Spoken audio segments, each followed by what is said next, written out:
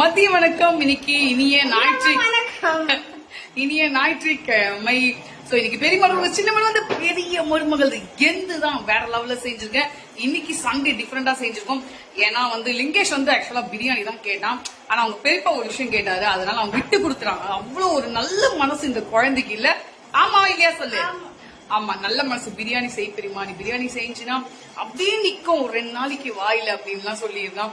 So இல்ல அவங்க பெரியப்பா வந்து இல்ல இதை செய்யலாம்டா, ரொம்ப டிஃப்ரெண்டா இருக்கும், சண்டே அதுமா நம்ம ஜாலியா ஃப்ரீயா சாப்பிடலாம் அப்படின்னு சொன்னாங்க.